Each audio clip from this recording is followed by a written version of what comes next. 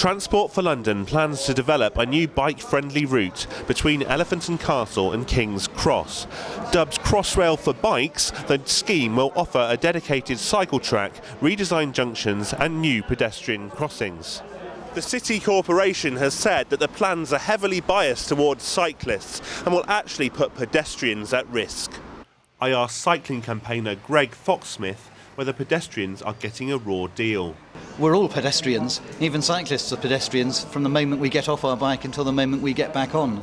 And I think that's equally important. I don't have a difficulty with that. I think the proposals should, and to some extent do, include facilities that will make things better and safer for pedestrians. You can see behind me just how busy this junction at Ludgate Circus is. This is where last week a young woman was killed, having been crushed by a tupper truck. My source at the Mayor's press office tells me that this accident could have been avoided if the new cycle superhighway was operational. Thomas Mason, City News. A property slowdown could be about to hit London due to fears over Labour's proposed mansion tax. Over the last 3 months, London's the only region in the UK where prices have actually fallen. If Labour wins the next election, it plans to introduce the tax on properties worth more than £2 million. But De Villiers surveyors told City News that this could boost the lower end of the market, where prices are likely to remain buoyant. Amazon is to start testing UK drone deliveries, despite concerns about whether they can work in densely populated areas. Local resident Corte Bator told me he thought the idea was silly, asking how many people in London have back gardens where they can receive the delivery. So, Emily, it looks like a mansion might come in handy if you want to be able to receive a delivery in the future. Thanks for that great tip there, Thomas.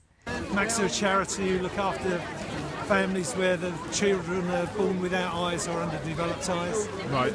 This is Max. I'm Max, Hello, Max. running for Max, and my son Lenny, he's a Max child as well, so we're just trying to raise a bit of money for the charity. Yeah. So how did you gentlemen get on this afternoon then? What's your race I time? snuck in an 18-minute PB, and it would have been under 4 hours, but I stopped at the grandstand and got my daughter car out and run in with her. So you can look out for photos of Very that. good. So what was your actual time? 4 hours and 46 seconds. So no slouch, I'll rate you. Well, this is my first one. I'm hoping that I've broken the 6-hour barrier. And Maisie, it's 20 years since she was diagnosed with leukemia, Oh right. and so now she's running for the charity.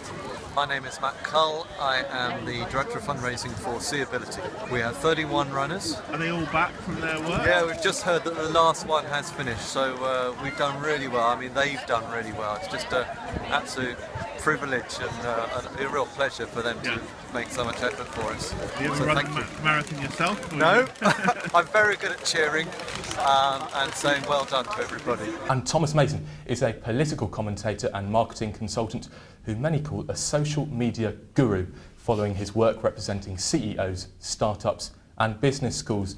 Ladies and gentlemen, our panel. Thomas Mason, George Osborne says Britain is walking tall again after 5 years of austerity. Is he right?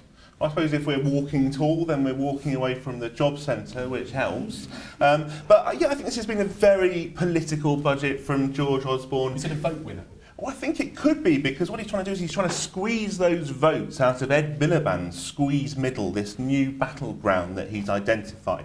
And I think there's a few measures, some have been mentioned, but I'm more worried though, really, about what these politicians don't say. So we've got a leader of the opposition who forgets to mention the deficit, and we've got a Chancellor of the Exchequer who did not mention a single time in his speech the NHS. Right. I'm worried, yeah. If you could all change one thing about the world to make yourselves happier, what would it be? Well, I would like to change the weather. I would have loved to have had a nice clear blue sky this morning for the solar eclipse, but on this island I will just settle for a good summer. Yes.